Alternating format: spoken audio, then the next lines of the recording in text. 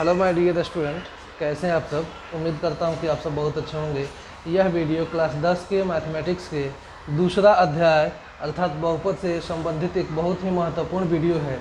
इस वीडियो में हम लोग बहुपद के बेसिक कॉन्सेप्ट को समझते हुए प्रश्नावली 2.1 और 2.2 को हल करेंगे।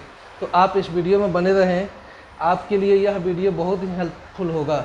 तो आइए हम लोग इस वीडियो को शुरू करते हैं। Math class 10th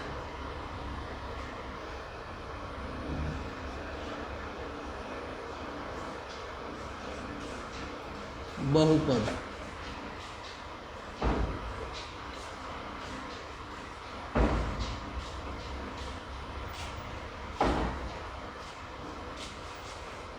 polynomial. तो सबसे पहले हम लोग यह जानने का प्रयास करेंगे कि बहुपद क्या होता है। यदि आप बहुपद को पहचानना ठीक ढंग से समझ जाएं तो आपको मिनिमम जो है 2 मार्क्स हर साल की परीक्षाओं में जो ऑब्जेक्टिव्स में आता है सिर्फ पहचान करने के लिए कि निम्न में कौन बहुपद है और कौन बहुपद नहीं है। इस तरह के प्रश्न आपसे कभी गलत नहीं होगा। तो सबसे पहले हम लोग समझेंगे कि बहुपद होता क्या है। तो बहुपद को समझने के लिए हम लोग को जानना पहले ज़रूरी होगा राशि। राशि 2 प्रकार का होता है, एक चर और दूसरा क्या होता है, अचर। एक होता है चर और दूसरा अचर। चर राशि हम लोग कहते हैं ए बी सी, ये सब क्या है, चर है। और ये 1 2 3 4 ये डॉट डॉट ये क्या है, अचर है। इसके जो मान है वह बदलते रहता है। किसी प्रश्न में आप जो है बार बार मानते हैं, किसी प्रश्न में माना कि इतना बराबर x, तो वहाँ x का मान कुछ और आता है, दूसरे प्रश्नों में कुछ और आता है, तीसरे में कुछ और आता है। अर्थात इसके जो मान है वह स्थायी नहीं होता है, वह चेंज होते रहता है। जबकि ये 1 2 3 4 5 6 ये जो अंक है ये निश्चित है। आप किसी भी प्रश्न में इसके मान जो है, इसका जो वैल्यू है वह स्थिर है, निश्चित है। जब 2 का वैल्यू कहीं भी सिर्फ 2 और 2 ही होता है। तो आप समझ गए कि चर और अचर क्या होता है। अब दोनों के बीच में जोड़, घटाव, गुणा, भागा इत्यादि किसी भी प्रकार की क्रिया होने से जो नया पद बनता है उसको हम लोग बोलते हैं व्यंजक। क्या बोलते हैं, बीजीय व्यंजक। जैसे ये x है, a है, a + 2, x + 3, x - 4, 2x² - 3, 1/x + 1, 2x/y + 1/z + 3, इस तरह की संख्याएं। √2 + x,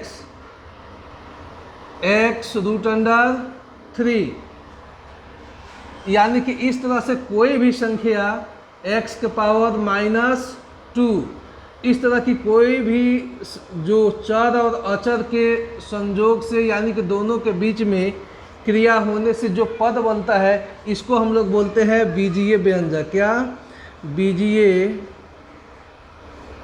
व्यंजक, बीजीय व्यंजक। अब आपके मन में ये सवाल आता होगा कि हम लोगों को तो पढ़ना है बहुपद, सर ये चर अचर बीजीय व्यंजक या क्या क्या पढ़ा रहे हैं। तो हम लोगों को बहुपद को समझने के लिए एकदम ये सब कुछ पढ़ना बहुत ही आवश्यक है। तब हम बहुपद के एकदम बेस जो है हम लोग बेसिक से इसको समझ सकते हैं। तो बीजीय व्यंजक, तो आपसे पूछा जाए कि बीजीय व्यंजक क्या है, तो कह सकते हैं कि चर और अचर के बीच में किसी भी गणितीय संक्रिया होने से जो पद बनता है उसको क्या बोलते हैं, बीजीय व्यंजक बोलते हैं। अर्थात जब चर और अचर राशि के बीच में जोड़, घटाव, गुणा, भाग इत्यादि किसी भी प्रकार की क्रिया होने से जो नया संख्या बनता है, जो नया पद बनता है उसको क्या बोलते हैं, बीजीय व्यंजक। अब आप समझ गए कि चर क्या होता है, अचर क्या होते हैं, बीजीय व्यंजक क्या होता है। अब यहीं से बीजीय व्यंजक के बाद हमारा शुरू होगा क्या, बहुपद। क्या होगा, बहुपद। तो आपसे पूछा जाए कि बहुपद क्या है, तो वह बीजीय व्यंजक जिसमें चर राशि का जो घात है, जो उसका पावर है, उसका मान हमेशा पूर्ण संख्या होना चाहिए, तो उसको हम लोग बोलेंगे क्या, बहुपद। यानी कि वैसा बीजीय व्यंजक जिसमें चर राशि का घात क्या होना चाहिए, पूर्ण संख्या होना चाहिए, उसको हम लोग क्या बोलेंगे, बहुपद बोलेंगे। जैसे 2y³ plus 2y² plus y, या 3x³ प्लस 3, या 4m⁴, या 5 प्लस 2x। इस तरह का कोई भी बीजीय व्यंजक हो जिसमें आप देख रहे हैं कि यहाँ चर y है, यहाँ भी y है, यहाँ भी y है, और तीनों का घात यहाँ 3 है, यहाँ 2 है, और यहाँ कुछ नहीं है तो 1 है, अर्थात तीनों का घात क्या है, पूर्ण संख्या है, तो इसको हम लोग बोलेंगे क्या, बहुपद बोलेंगे। ठीक है, यहाँ देख रहे हैं कि 3x³ है, और यहाँ हमारा जो अचर पद है तो इसके घात से हमको कोई लेना देना नहीं है। यहाँ हमारा सिर्फ चर राशि का देखना है कि चर राशि का घात क्या होना चाहिए, पूर्ण संख्या होना चाहिए। तो इसमें भी चर राशि का घात पूर्ण संख्या है। यहाँ चर हमारा क्या है, m है, इसका भी घात पूर्ण संख्या है, यहाँ x है, इसका भी घात पूर्ण संख्या है, तो इसको हम लोग बोलेंगे क्या, बहुपद बोलेंगे। तो आप समझ गए कि वैसा बीजीय व्यंजक जिसमें चर राशि का घात पूर्ण संख्या होता है उसको बोलते हैं क्या, बहुपद। अब यदि पूर्ण संख्या के छोड़कर कोई दूसरी घात हो तो वह बीजीय जो व्यंजक होगा वह बहुपद नहीं होगा। जैसे 2x⁻⁻1 3k² plus 3z⁻2 1/x plus 2x 3x plus 1/y 2√3/x, या √x प्लस 3। ये जरूरी नहीं है कि √x प्लस 3 होगा, ये 4 भी हो सकता है।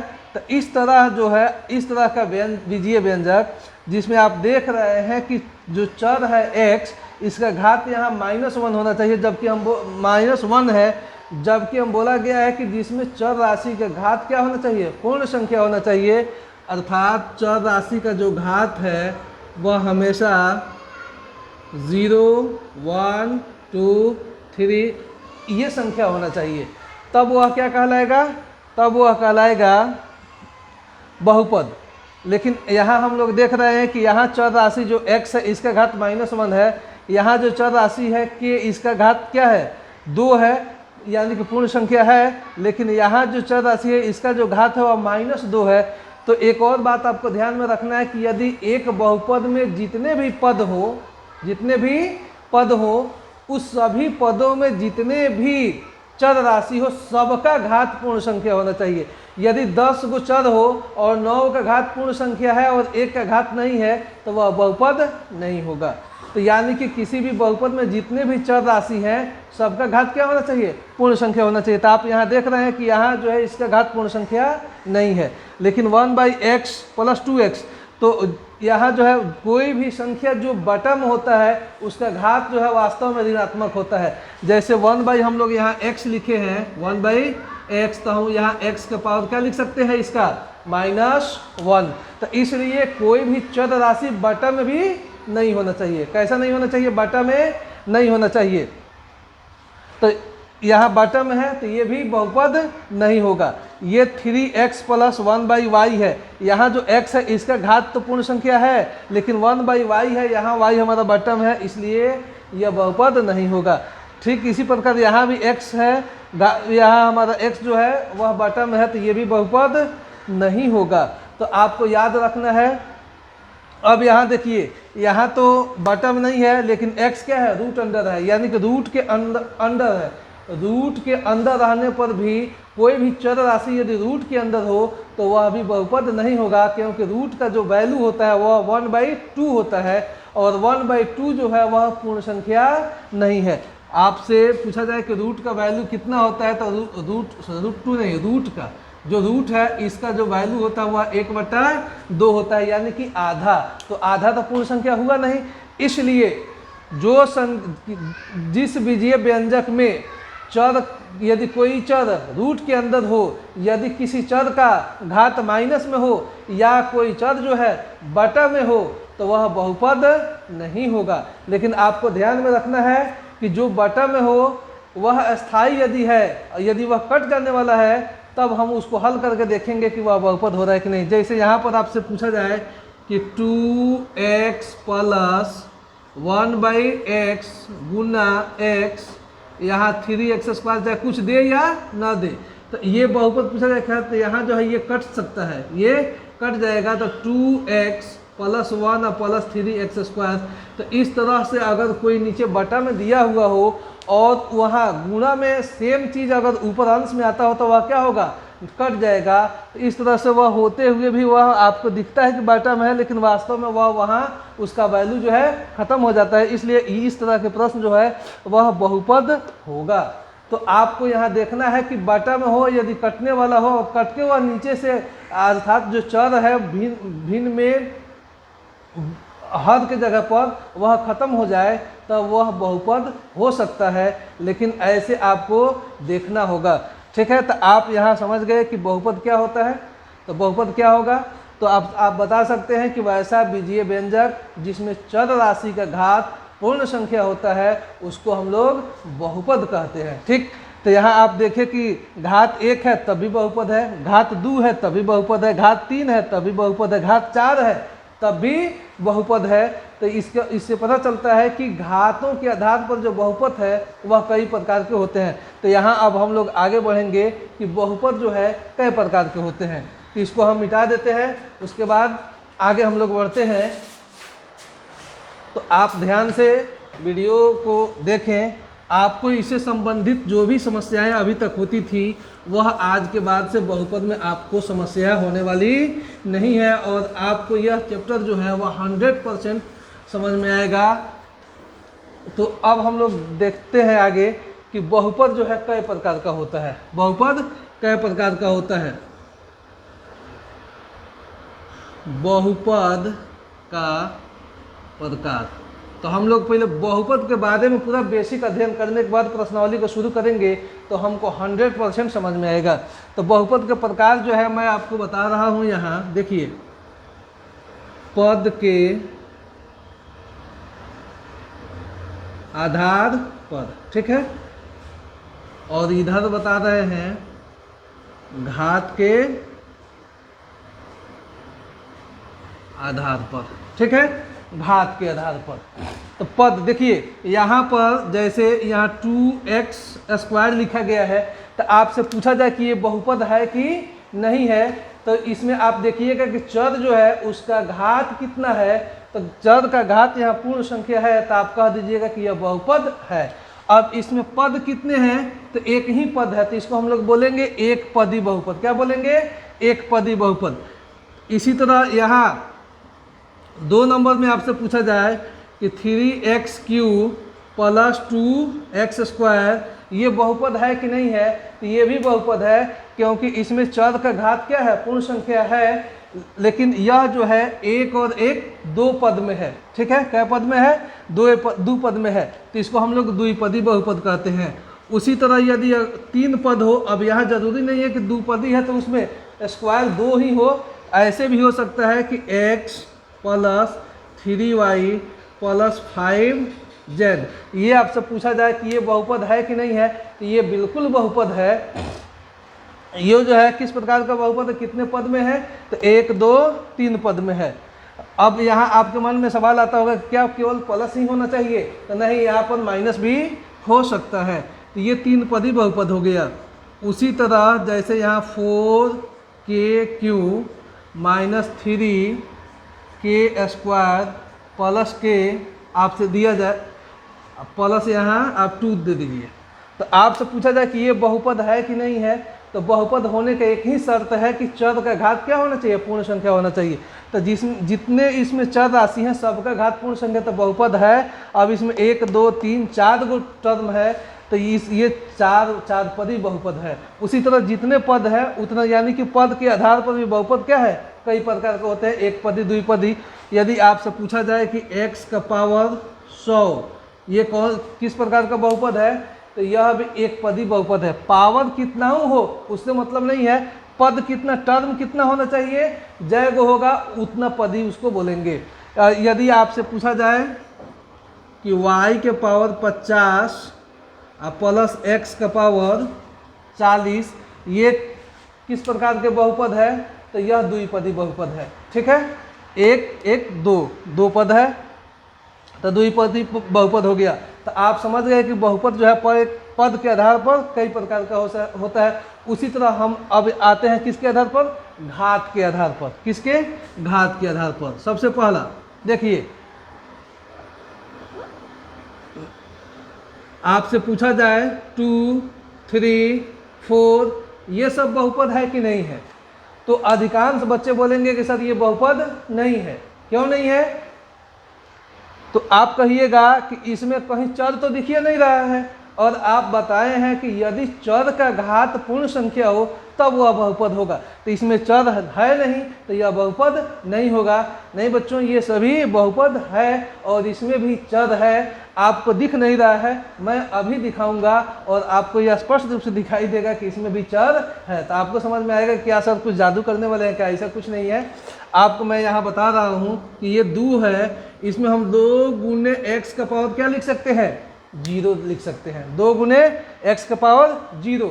तो किसी भी संख्या के पावर यदि क्या रखते हैं? 0, तो उसका वैल्यू कितना होता है? 1 होता है। आप x का पावर 0 रखिए, चाहे 10,000 का पावर 0 रखिए, चाहे 1,000 का पावर 0 रखिए, चाहे 1 करोड़ का पावर 0 रखिए, उसका वैल्यू क्या हो जाएगा? 1 हो जाएगा। या x plus Y plus Z का पावर 0 रखिए, यानी कि कितना हो संख्या लिख दिए, चल लिखिए, अचल लिखिए, कुछ भी लिखिए, उसका पावर यदि आप 0 कर दिए वैल्यू 1 हो जाएगा। तो इसके हिसाब से 2 गुने यहाँ जो है हम लोग 2 गुने x के पावर 0 कर दिए। तो हम लोग अब बताओ तुम कि 2 गुने x का पावर जब 0 कर दिए तो इसका वैल्यू 1, तो ये 2 का दूर आ गया। लेकिन आपसे पूछे बाबू कि ये 2x जो है ये बहुपद है कि नहीं है, तो आप कह सकते हैं ऐसे कि सर 2x और x का पावर 0 है, पूर्ण संख्या है, ये बहुपद है। तो इसके हिसाब से ये 3 भी है, 4 भी है, 7, 8, 9, 10 सारे के सारे क्या है? बहुपद है। अब आपसे पूछा जाए कि घात इसका कितना है, तो अब बताइए इसमें चर राशि का घात कितना है? कितना है?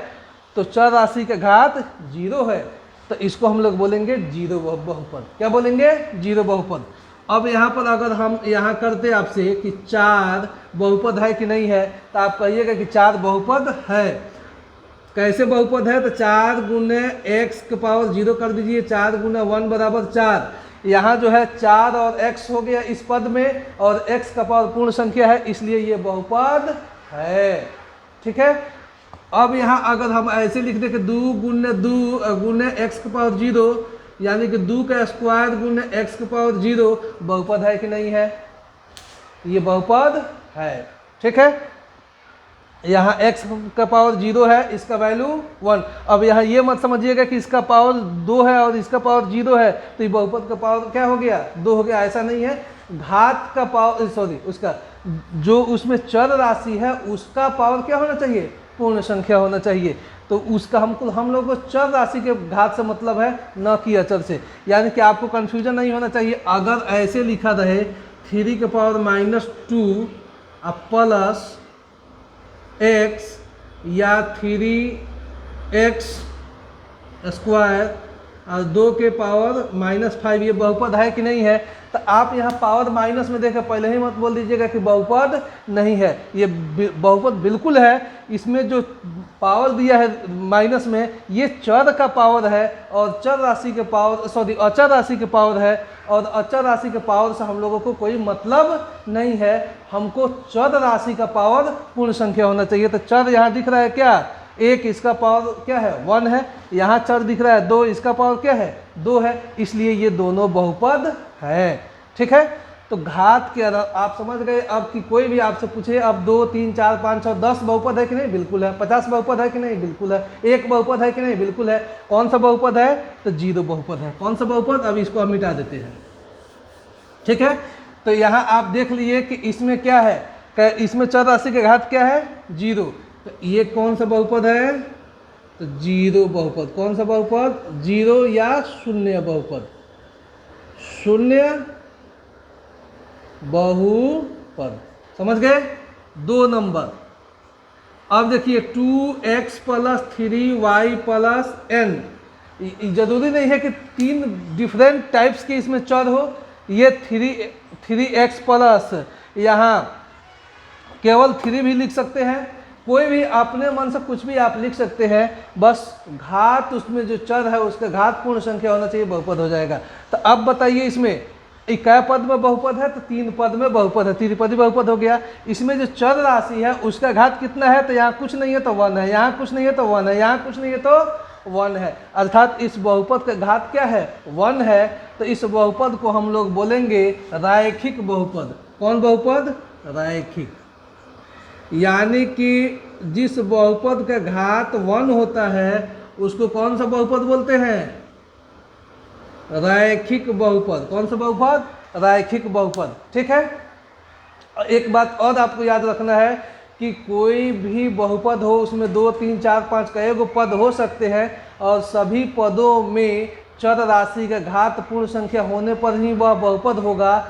और उसमें अगर 5 चर हो और सबके घात जो है अलग अलग हो तो जो सबसे बड़ा घात होगा वही उस बहुपद का घात कहलाएगा। यानी कि किसी बहुपद में चर राशि का, किसी भी चर राशि का जो अधिकतम घात होता है वही उस बहुपद का क्या होता है, घात होता है। तो अभी तक घात के आधार पर आप बहुपद 2 प्रकार के देख लिए, एक क्या 0 बहुपद और दूसरा क्या रैखिक बहुपद। इसके बाद आप यहाँ देखिए 3 नंबर में 3x² - 3 + 5, ये किस प्रकार का बहुपद है। तो इसमें अब तो बहुपद है कि नहीं है इससे संबंधित समस्या आपका फिनिश हो चुका है। यदि फिर भी किसी प्रश्न में आपको कन्फ्यूजन होता है तो आप कमेंट करके ज़रूर पूछिए, मैं आपको फिर से समझाऊंगा। ये 3x² है -3x है +5 है। ठीक है। यहाँ आप देखिए इसमें जो चर राशि है इसका घात 2 है, इसमें जो चर राशि है इसका घात 1 है और यहाँ हमारा अचर पद है। ठीक। अगर इसमें हम चर लिखें तो उसके पावर 0 करके लिख सकते हैं, तो लिखने का खैर आवश्यकता नहीं है यहाँ पर। तो इसमें जो है इसमें चर राशि का अधिकतम घात क्या है, 2 है। तो इस बहुपद का घात क्या हो जाएगा, 2 हो जाएगा। और 2 घात वाले बहुपद को हम लोग द्विघाती बहुपद कहते हैं। क्या बोलते हैं, द्विघाती बहुपद। द्विघाती बहुपद। अब जरूरी नहीं है कि द्विघाती जो बहुपद है उसमें 3 पद हो, वह एक पद में भी हो सकता है। जैसे अगर यहाँ y² हो तो पूछा जाए कि ये बहुपद है कि नहीं है, तो है, बिल्कुल है। क्यों, क्योंकि इसका घात क्या है, पूर्ण संख्या है। घात कितने हैं, 2 है। तो किस प्रकार का बहुपद है, तो द्विघाती बहुपद है। पद के हिसाब से कौन है, तो एक पदी है, यानी कि एक पदी द्विघाती बहुपद है। ठीक है। ये त्रिपदी द्विघाती बहुपद है।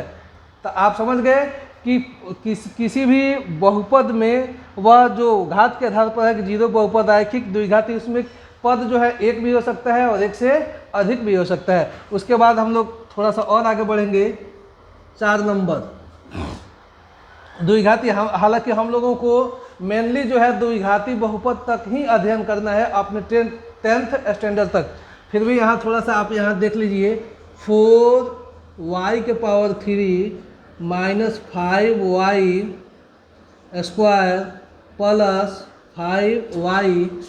आप यहाँ प्लस कुछ और भी ऐसे दे सकते हैं, प्लस जैसे 6 लिख दिए, या एक ही पद के अगर लिखें तो z⁻3, z⁻3।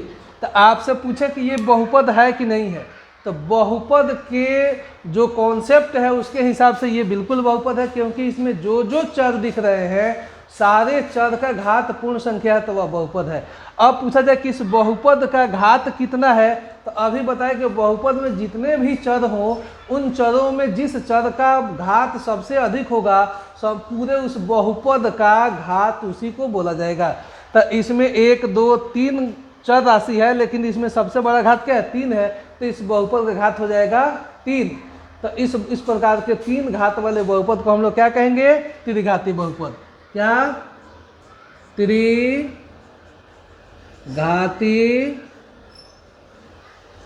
बहुपद। ये हो गया हमारा त्रिघाती बहुपद। पद के आधार पर किस प्रकार का है, तो 1 2 3 4, यानी कि ये जो है चतुर्थ पदी त्रिघाती बहुपद है। यानी कि इस त्रिघाती बहुपद में 4 पद है। ये त्रिघाती बहुपद है कि नहीं है, बिल्कुल है। और ये कितने पद में है, तो 1 पद में, 2 पद में भी हो सकता है, 3 पद में भी हो सकता है। तो पदों की संख्या जो है वह घात से सुनिश्चित नहीं होता है कि कई गो उसमें पद होंगे। तो आप जो है बहुपद के बारे में इसके बेसिक जो कॉन्सेप्ट है वह बहुत अच्छे ढंग से समझ लिए। बहुपद के पहचानना, बहुपद पद के आधार पर कितने प्रकार का होता है, घात के आधार पर कितने प्रकार का होता है, तो कई प्रकार के हो सकते हैं, पद के आधार पर भी और घात के आधार पर भी। तो अब जो है आप जो आराम से किसी भी बहुपद के आप बता सकते हैं कि वह किस प्रकार का बहुपद है, फिर यदि वह बहुपद है कि नहीं है तो क्यों है, और नहीं है तो क्यों नहीं है। एक चीज़ और थोड़ा सा आप ऑब्जेक्टिव के हिसाब से यहाँ देख लीजिए, 3x³ + 3y² + 2y कर दिया जाए। इसमें पूछता है कभी कभी कि ये x³ का गुणांक कितना है, x³ का गुणांक। तो अब आप बता सकते हैं कि x³ में कितना से गुना हुआ है, 2 से, तो x³ का गुणांक कितना हो जाएगा, 2 हो जाएगा। ऑब्जेक्टिव में पूछता है, इसमें 3y² है, तो पूछा जाएगा कि y² का गुणांक कितना है, तो y² में कितना से गुना हुआ है, 3 से, तो y² का गुणांक हो जाएगा 3। उसी तरह पूछा जाए बाबू कि y का गुणांक कितना है, तो इसका गुणांक हो जाएगा क्या, 2। एक थोड़ा सा और यहाँ ध्यान दीजिए, m² - n + 2। पूछा जाए कि n का गुणांक कितना है, तो n का पहले तो कुछ दिख नहीं रहा है आपको, माइनस दिख रहा है, तो जहाँ कोई संख्या नहीं है तो वहाँ 1 होता है, तो n का गुणांक क्या हो जाएगा, -1 हो जाएगा। m² का गुणांक क्या हो जाएगा, तो m से पहले कुछ नहीं है तो क्या है, 1 है, और उससे यानी कि यहाँ कोई चिन्ह नहीं है तो प्लस में है, तो प्लस ऐसे लिखना आवश्यक नहीं है। आप 1 लिखे तो इसका मतलब है कि वह +1। तो इस तरह से 4-5 टाइप्स के ऑब्जेक्टिव बनता है। ये ऑब्जेक्टिव आप आराम से क्लियर कर लीजिएगा। इसके बाद जो है अब हम लोग आगे बढ़ेंगे। आप समझ गए कि घात के आधार पर एक पदी घात के आधार पर 0 बहुपद, रैखिक बहुपद, द्विघाती बहुपद, त्रिघाती बहुपद ये हो सकता है। पद के आधार पर एक पदी, द्विपदी, त्रिपदी, चतुष्पदी, इस प्रकार के बहुपद हो सकते हैं। अब जो है हम इसको क्लीन करते हैं। जिन विद्यार्थियों को लिखना है एक स्क्रीनशॉट आप ले लीजिए और उसको बाद में आप नोट कर लीजिएगा, फिर हम लोग आगे बढ़ते हैं।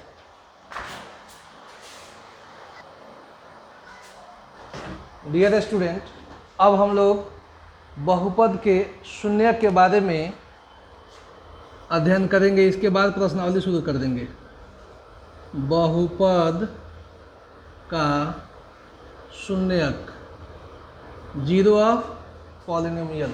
बहुपद का शून्यक क्या होता है, तो आप बहुपद तो आराम से पहचान सकते हैं। तो उसमें आप जानते हैं कि चर राशि होता है। तो किसी भी बहुपद में चर राशि का वह मान जिसको उस बहुपद में रखने पर बहुपद का कुल जो मान होता है वह 0 हो जाता है, उसी को हम लोग बोलते हैं क्या, बहुपद। बहुपद, ठीक है। जैसे यहाँ 2x + 3 ये एक बहुपद है, और आपसे पूछा जाए किस प्रकार का बहुपद है, तो पद के आधार पर द्विपदी है और घात के आधार पर ये रैखिक बहुपद है, क्योंकि इसका घात क्या है, 1 है।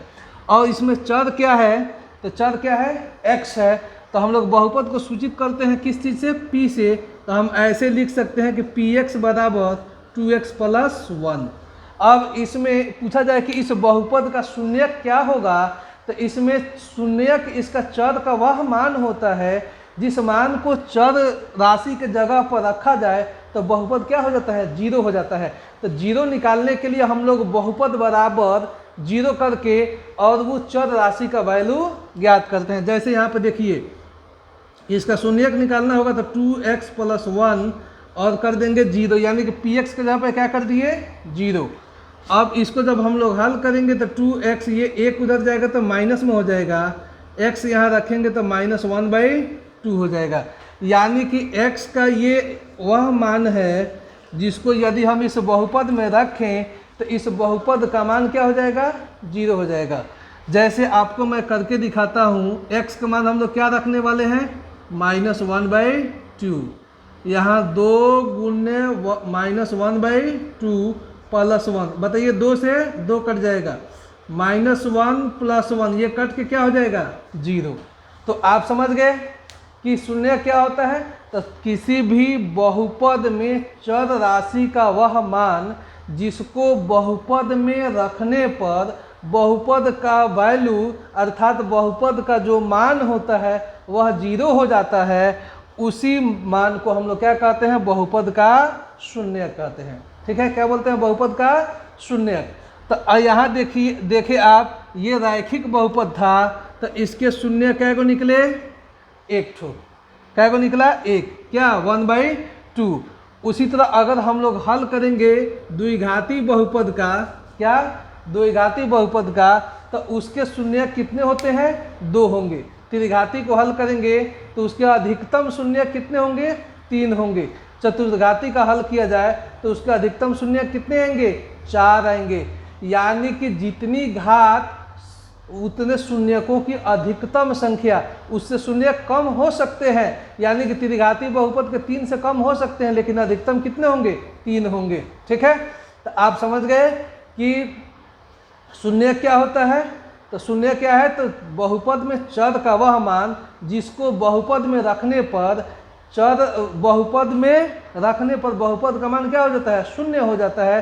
तो चर के उसी मान को उस बहुपद का शून्यक कहते हैं।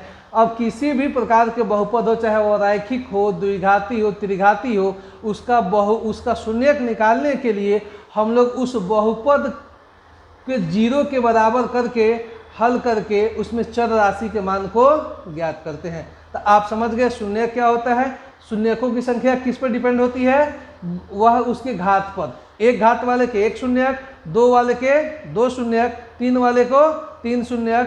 यानी कि जितनी घात होंगी शून्यकों की अधिकतम संख्या उतनी हो सकती है। अब यहाँ जब हम लोग आगे प्रश्नावली 2.2 पढ़ेंगे तो द्विघात बहुपद के शून्य को निकाल कर हम लोग देखेंगे। यहाँ 1.1 से संबंधित कुछ और चीज़ें मैं आपको बता देना चाहता हूँ कि ज्यामितीय निरूपण इसका क्या होता है। यानी कि जब इसको ग्राफ पर हम लोग दर्शाते हैं तो ये कैसे होता है। आप जानते हैं कि इसको y डैश x डैश बोलते हैं। ठीक है, तो कोई भी जब किसी भी बहुपद का जब आप ग्राफ खींचिएगा तो ग्राफ जो x एक्सिस को जितनी बार प्रतिच्छेद करेगा शून्यकों की संख्या उतनी होगी। जैसे यदि कोई ग्राफ जो है ऐसे है इस तरह से, तो x अक्ष को कई जगह पर ये प्रतिच्छेद कर है, एक जगह पर, तो इसमें शून्यकों की संख्या कितनी होगी, 1 होगी। यदि किसी बहुपद का ग्राफ जो है वह इस तरह से है तो यह x एक्सिस को कई जगह इसको प्रतिच्छेद किया है, 2 जगह, तो इसमें शून्यकों की संख्या कितनी हो जाएगी, 2 हो जाएगी। अब पूछा जाए कि ये किस प्रकार के बहुपद का ग्राफ होगा, तो बताइए शून्यकों की अधिकतम संख्या किसका होता है, तो द्विघाती बहुपद का। यानी द्विघाती बहुपद का ये ग्राफ होगा। यदि कोई जो ग्राफ है किसी बहुपद का वह इस तरह से हुआ हो ऐसे, तब पूछा जाए कि इसके शून्यकों की संख्या कितनी होगी, तो बताइए 1 2 3 4 5। यानी कि x एक्सिस को ये 5 जगह प्रतिच्छेद किया है, तो इसमें इसकी शून्यकों की संख्या कितनी हो जाएगी, 5 हो जाएगी। यदि कोई ग्राफ जो है ऐसे है, ठीक है, इस तरह से, तो बताइए ये x एक्सिस को कई जगह प्रतिच्छेद किया है, एक जगह भी नहीं किया है, तो इसका शून्यकों की संख्या क्या हो जाएगी, 0 हो जाएगी। यदि किसी बहुपद का ग्राफ जो है ऐसे है, यानी कि x एक्सिस के समानांतर है और वह इसके ऊपर या नीचे है, तो वह x एक्सिस को कहीं भी प्रतिच्छेद नहीं करेगा, तो इसकी शून्यकों की संख्या भी क्या हो जाएगी, क्या होगी, 0 हो जाएगी। यदि कोई ग्राफ जो है वह किसी बहुपद का ऐसे आया है इस तरह से, और यहाँ से इसको स्पर्श करके मूव हो गया है, इसके तो कई जगह स्पर्श किया है, एक जगह, इसकी भी शून्यकों की संख्या कितनी हो जाएगी, 1 होगी। यदि कोई ग्राफ है वह ऐसे है इस तरह से ऐसे चला गया है, इसकी शून्यकों की संख्या कितनी होगी, तो एक जगह प्रतिच्छेद किया, 2 जगह किया, तीसरे जगह यहाँ एक बिंदु पर स्पर्श करके यहाँ से क्या हुआ, ये फिर ऐसे मूव कर गया, तो इसके शून्यकों की संख्या 1 2 3 हो जाएगी। यानी कि आप ग्राफ देखकर यह बता सकते हैं कि उसकी शून्यकों की संख्या कितनी है, और शून्यकों की संख्या के आधार पर आप यह भी बता दीजिएगा कि वह किस प्रकार के बहुपद का ग्राफ है। तो इसी बेस पर हमारा प्रश्नावली 2.1 है।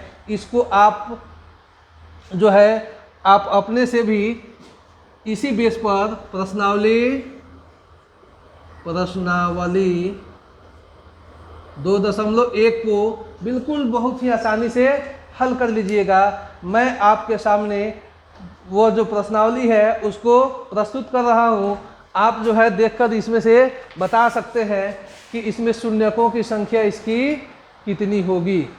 देखिए यहाँ जो है प्रश्नावली 2.1 में कह रहा है कि किसी बहुपद px के लिए y बराबर px का ग्राफ नीचे आकृति 2.10 में दिया है। प्रत्येक स्थिति में px के शून्यकों की संख्या क्या होगी। तो पहला में जो ग्राफ है वह x अक्ष को कहीं भी प्रतिच्छेद नहीं कर रहा है, तो शून्यकों की संख्या क्या हो जाएगी, 0 हो जाएगी। दूसरा में जो ग्राफ है वह x एक्सिस को एक जगह पर प्रतिच्छेद कर रहा है, तो उस शून्यकों की संख्या 1 हो जाएगी। तीसरे प्रश्न में जो ग्राफ है बहुपद का वह x एक्सिस को 1, 2, 3 जगह प्रतिच्छेद कर रही है, तो इसके शून्यकों की संख्या 3 हो जाएगी। चौथे में देखिए आप कि इसमें जो ग्राफ है वह x अक्ष को 2 बिंदुओं पर प्रतिच्छेद कर रही है, तो शून्यकों की संख्या 2 हो जाएगी। और पांचवें में देखिए कि इसमें जो ग्राफ है वह x अक्ष को 1, 2, 3, 4 जगह प्रतिच्छेद कर रहा है, तो शून्यकों की संख्या कितनी हो जाएगी, 4 हो जाएगी। और लास्ट जो दिया है 6 नंबर, उसमें जो ग्राफ है वह x अक्ष को एक जगह कंप्लीटली प्रतिच्छेद किया है और 2 जगह स्पर्श कर रहा है, तो इसलिए 1, 2, 3 इसके शून्यकों की संख्या कितनी हो जाएगी, 3 हो जाएगी। तो प्यारे बच्चों, इस तरह से आप जो है बहुपद के बेसिक कॉन्सेप्ट को पढ़ते हुए बहुपद पद के आधार पर, घात के आधार पर, कि चर राशि के किस कंडीशन में वह बहुपद होगा व्यंजक और कब बहुपद नहीं होगा, इन सारे कॉन्सेप्ट को आप क्लियर करते हुए प्रश्नावली 2.1 को भी आप पढ़ लिए हैं। अब हम लोग नेक्स्ट वीडियो में 2.2 अर्थात जो द्विघाती बहुपद है उससे संबंधित जो भी आवश्यक जानकारी है उसको ज्ञात करते हुए प्रश्नावली 2.2 को बहुत ही अच्छे ढंग से पढ़ेंगे। इसलिए यदि आपको वीडियो अच्छा लगा हो तो वीडियो अपने दोस्तों के पास शेयर कीजिए, चैनल को सब्सक्राइब कीजिए, और ऐसे ही इंटरेस्टिंग वीडियो आपको हर सब्जेक्ट से रिलेटेड चैनल पर मिलती रहेगी। इसलिए आप हमारे साथ अपनी तैयारी हमारे साथ जुड़ कर कीजिए। आपका तैयारी जो है आपके उम्मीद से भी बेहतर होगा और आप बहुत अच्छे मार्क्स से एग्ज़ाम क्लियर कीजिएगा। Thank you for watching. फिर मिलेंगे नेक्स्ट वीडियो के साथ। Thank you.